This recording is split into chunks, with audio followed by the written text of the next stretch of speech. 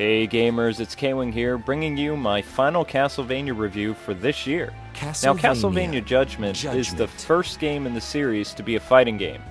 However, it would seem that the game is being plagued with mondo bad reviews of late, and it looks like it's up to me yet again to really tell the public what this game is all about.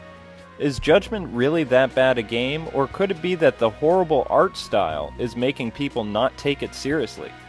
Let me get things started with review number 89 of CastleVania Judgment for the Nintendo Wii. Something strange is happening to the world of Castlevania. Different souls are appearing from different points in time.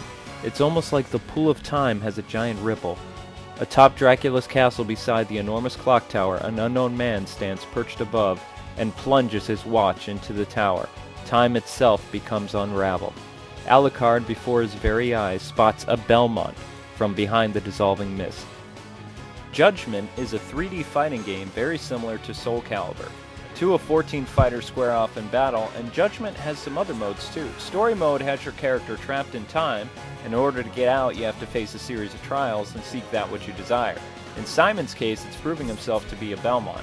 After beating the final opponent, you acquire one of 13 keys needed to return to your own era. Next mode is Arcade, and here you have to pick your fighter and fight a series of characters leading to Dracula. After beating Arcade, you can unlock music or accessories. Castle mode is kind of like the traditional Castlevania, where you have to make your way through the castle and face Dracula.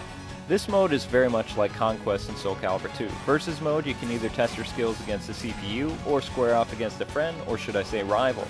Survival's the name of this mode, and here you have to watch your health and have no continues.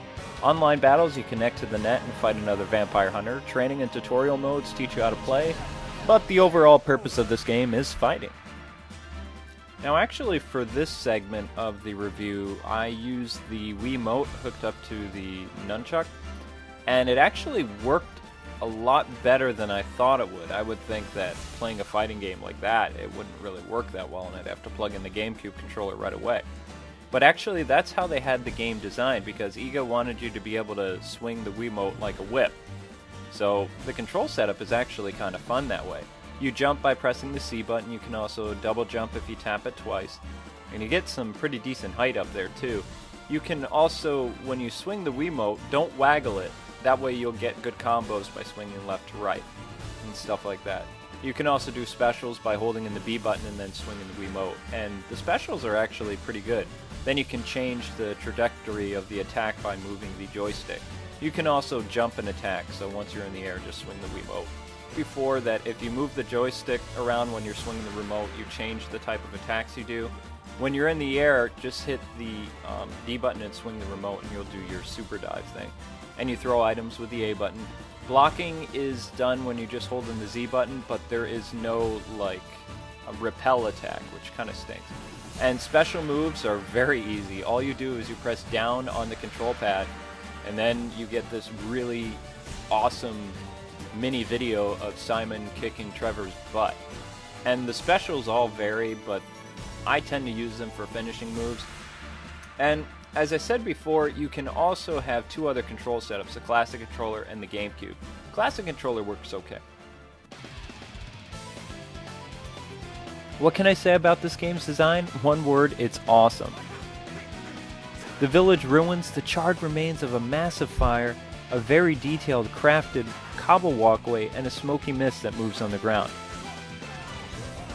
Plus zombies arise from the ashes to attack both players. Then you have the cathedral inside Dracula's castle. Wow.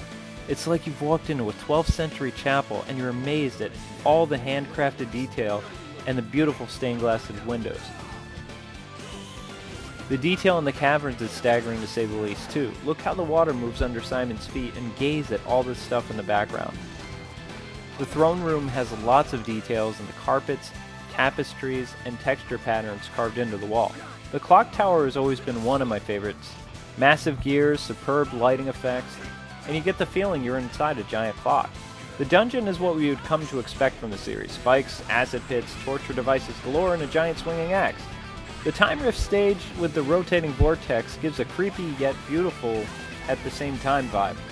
Is there any stage in this game that's just, average? This chamber has more going on it than meets the eye too. I think my favorite stage is the ghost ship from Legacy of Darkness.